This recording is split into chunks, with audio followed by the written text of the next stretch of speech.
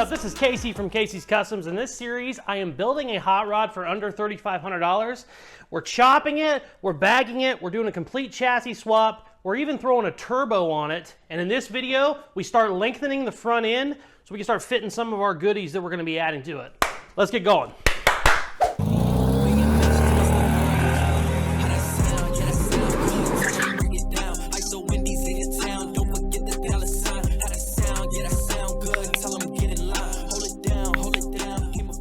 Before we get started here today, I wanted to thank everybody for getting in on the 1950 Chevy raffle. I'm going to put it right here in my hand. Richard, put the Chevy in my hand. Looks good. Anyways, we did a sticker giveaway like we always do. Buy a sticker, then you're entered to win. Those stickers sold out in like 18 hours. It's just every time we do a giveaway, they go so quick. Thank you guys very much. I love that. We're going to actually do the drawing for the giveaway tonight at 7:30. Tuesday, 7:30 Central Standard Time. We'll be doing it. I'm trying to go live on YouTube. It won't let me. I don't know why, but if it won't let me again, no big deal. I will be doing it live on my Facebook. So if you're not following me on Facebook, I always post the results afterward. But if you do want to watch it live, I will be doing it on my Facebook business account, facebook.com/Casey's Customs. So we're going to be doing that giveaway tonight, Tuesday, 7:30 Central Standard Time. Also, this is kind of a little bit off topic, but I just want to say, how disgusting is it when YouTube channels like start promoting their merch? Like, we understand everybody has merch.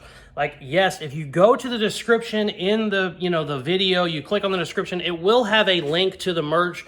You can buy their stuff. Like, it's ridiculous when people do that. Like, I can't even, it's just disgusting. Like, I understand it's a cool design. Like, yes, Casey's Customs is a cool design. Yes, we made shirts and stickers of a silly slogan, I said, because people wanted to see it. But I hate when people do that.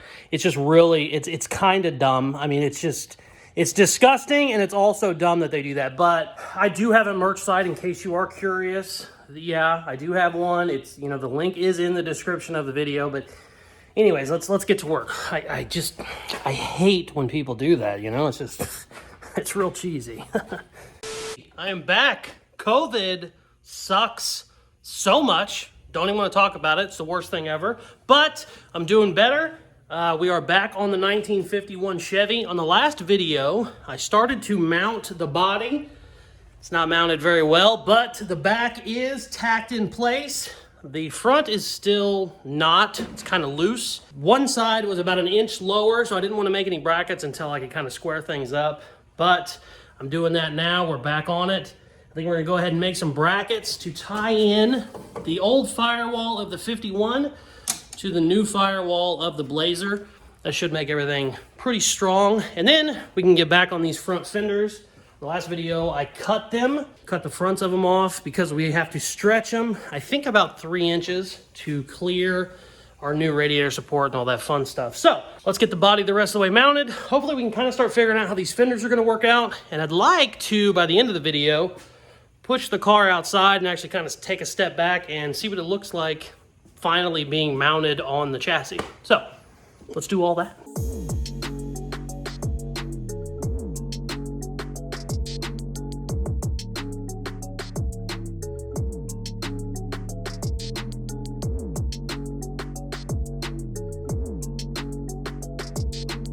Okay, I got the front cowl braced.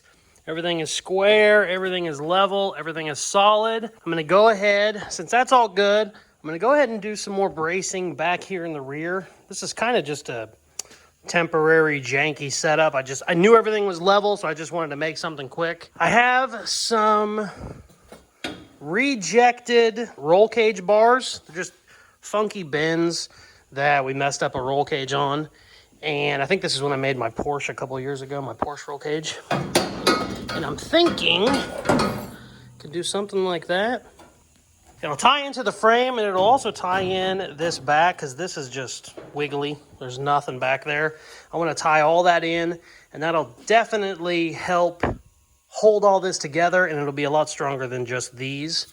So we're going to cut these up and try and make them match. They're not exactly the same, but I think I can get them close enough to where we can use both of them. So let's do that. Then I'm gonna throw the fenders on and probably see how we're sitting before I go forward. I don't know. Originally, I wanted to throw the fenders on and then start the front fender, start remounting this front fender stuff that I cut off. We have to lengthen it to see how much room I need up front before I stretch the fenders. Because if I end up needing more room for this turbo and intercooler and all this cool shit I bought, now would be the time to lengthen the fenders and add it. So let's go ahead and get the body braced up the rest of the way. We'll throw these fenders on and then we will decide what we're gonna do. Because I think it would probably be smart to kind of get my turbo piping kind of figured out. So we might just get started on that.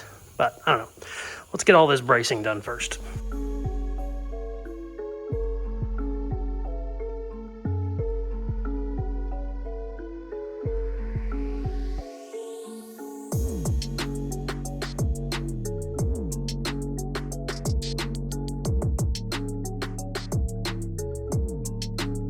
So, I've held the fender up, and in reality, I could get away with that, which is only about 2 inches. Yeah.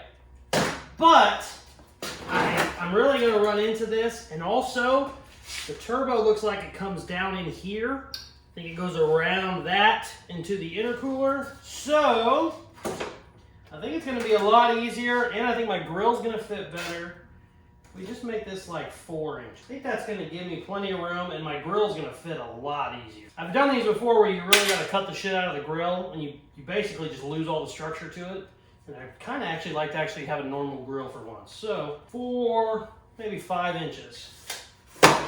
So I'm going to get some sheet metal, and I want this all one piece, but for now, since we have a variable with our turbo situation, I'm going to go ahead and just put basically 2 pieces for structure, and we'll just kind of either tack weld them or I'll screw them in, and then I can go ahead and get my fenders put back on in one piece, and we'll kind of see how it looks.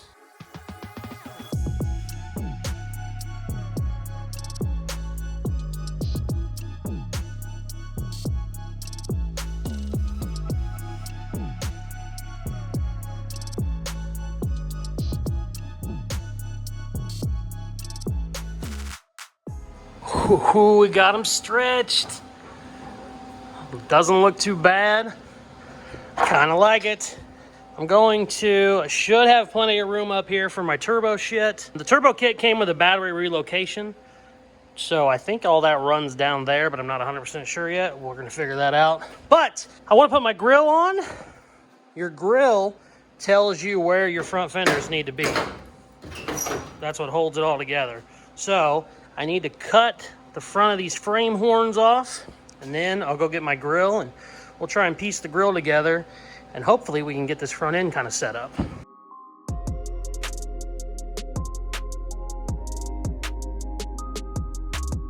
All right, I went and got the grill. I forgot that I didn't strip this grill. It's still complete. So we need to get the splash pan off. We need to get the hood latch off, and probably, I'm not sure, but I might have to cut some of this bracing out. It might stick out too much. I don't know, I might be all right. Definitely gotta take a lot of this shit off, and it is a rusty hunk of shit, but hopefully we can get it taken apart. I did, however, steal some Skittles from my kid. Sometimes 6-year-olds are assholes. Some of you are gonna hear that, and you're gonna be like, holy crap, Casey, that's the worst thing I've ever heard. Those of you who have 6-year-olds completely understand why I took his Skittles. But let's get this thing stripped and hopefully we can get it on. I'd like to see this front end on. Probably not going to try and tackle the hood because that's a lot, but I would like to see it kind of bolted up, and we can kind of push her outside and see how she looks.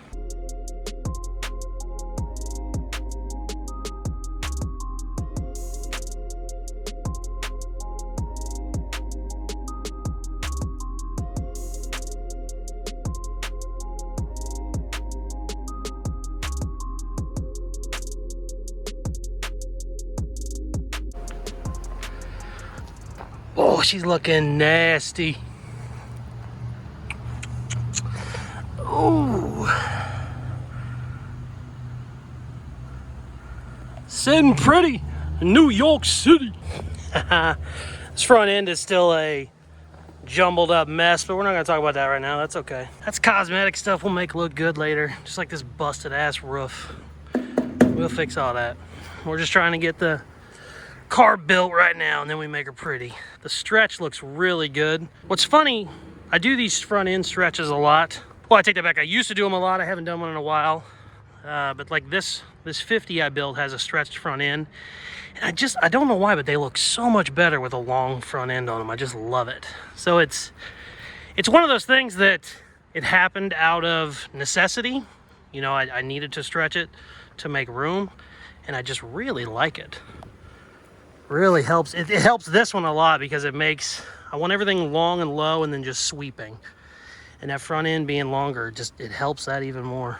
Really, really looks good, man. I don't know right now if I want to do the hood, because I got to do a lot of customizing to the hood to make it fit, or if I want to start on the turbo shit, because technically the turbo stuff can affect the hood, the front end, everything. So I don't know what I'm going to do yet. I'm going to make up my mind. If I'm doing the turbo stuff, I'll probably just end this video now and dive into the turbo in the next video, but I'm not sure yet. Today's the first day back after COVID, and I'm not tired by any means, but I've worked 6 or 7 hours, and it definitely feels like I've worked more than 6 or 7. So it's kind of a bitch. You got to get back in the swing of things. Man, that looks good. I don't know. We might call it here, and then we'll jump into turbo shit next week. I think that's what I'm gonna do, because I don't want to get cutting my hood and getting my hood to fit, and then realize, you know, a turbo needs to be higher or something. Because technically, you can bulge these hoods. It's like a reverse pancake, where you can kind of make them a little bit taller, a little bit bulgier. And if I have to do that because of a turbo, now would be the time to figure that out. So I think we might call it here and dig into the turbo next episode, because I don't know exactly what all that entails, but there is a lot of shit in that box. I don't know. I opened it up on the last episode. Here, let me turn this fan off. I opened it up on the last episode, but there is a ton of shit. So it's not only all new exhaust and then all new tubing to the turbo, but it's all new intercooling tubing. I have to put all new exhaust on, and then have the tubing come out of the exhaust, and then have the tubing going into the turbo, out of the turbo, into the intake, out of the intake.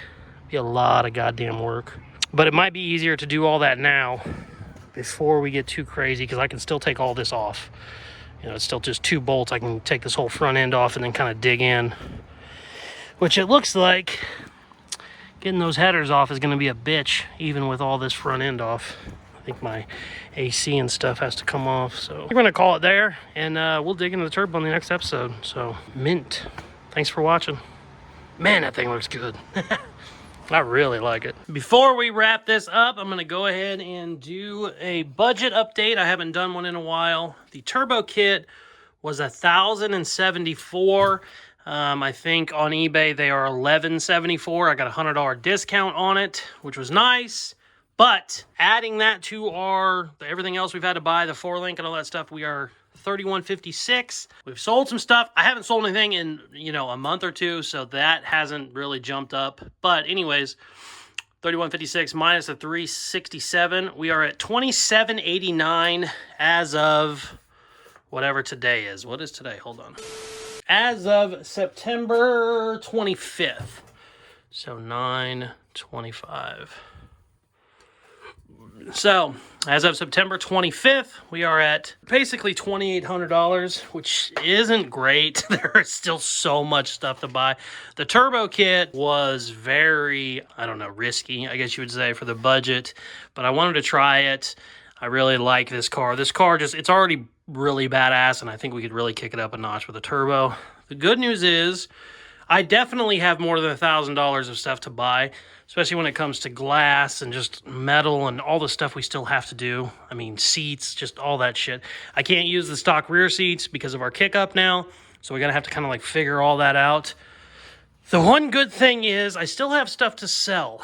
I think I'm going to go ahead and be using the stock dash, but if for some reason, the 51 dash, If for some reason the 51 dash won't work, I still have it to sell. It's worth a couple $100. I have a ace up my sleeve when it comes to these bumpers.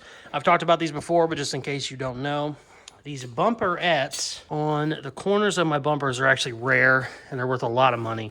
They look super cool. I love them. Here, let me see if I can get better. They look super cool, and I love them. They're not even in great shape. They're kind of rusty, but they're so rare. I've seen a set of those, like in the same shape, sell on eBay for like $800. I want to keep them on. They were already on it. They were a rare option from the dealer. I want to run them, but if for some reason the budget starts getting out of hand, I have those in my back pocket. I can sell them if I need to, but I still have a couple other little knickknacks I can sell. Hopefully I can sell that to kind of help, because when it comes to glass and all that fun shit, it's going to get expensive. I know it is, because we ran into that on the $1,000 budget truck. We still pulled it off, but this is not flat glass. It's curved, so cutting it is a bitch, and it's going to be expensive, and we'll have all that fun stuff at the end. But I still wanted to go ahead and try the turbo because it's super cool. And my daily driven 1955 Chevy truck is on a Blazer setup just like this. I mean, all-wheel drive everything. And if the turbo ends up really working out and looking cool, I'm going to buy another one and put it on my daily driver. So, and my dad has a 51 Chevy wagon on a Blazer with the 4.3. Like, we love these 4.3s. I've used these a lot, and they really work good. It's a V6, but it's got plenty of shit to it, and they get good gas mileage, so I really like them. So hopefully the turbo works out, but yeah, we're not going to say the budget is easy by any means. It's definitely not easy, but right on. Thanks for watching. Peace! Thank you guys very much for watching. I'm super excited to get the front end started. I wasn't completely sure how much we were going to have to stretch it at first, but once I pulled it outside and got a look at it, I'm actually really happy we did the 5 inches and not just the 2 or 3 like I was originally planning. It actually looks better longer, even though it's going to be more of a pain in the ass, especially when we start doing the hood. But I like the extra room. It looks good. It's going to make our turbo a little bit easier. So stay tuned in the next episode. We're going to go ahead and start getting our turbo situated, figuring out how we're going to put it on. The kit did not come with instructions, so I just kind of got to figure all that stuff out. There's a couple guys on here that have actually turbocharged a 4.3, so I'm going to probably be leaning on them and asking some questions, you know, just some tips and pointers about where everything is going to go. So stay tuned next episode. We're going to start tackling all of that, and hopefully we'll start kind of finishing up the front end a little bit more. Thank you very much for watching. Please like, share, subscribe, all that good stuff they tell you at the end of videos, and check out some more of my other videos. Peace!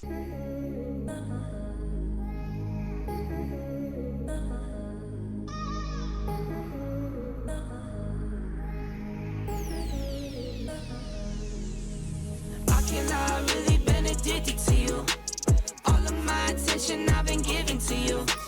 Caught up in my feelings, I got feelings for you. Caught up in my feelings, I got feelings for you. On my mind, I can't lie.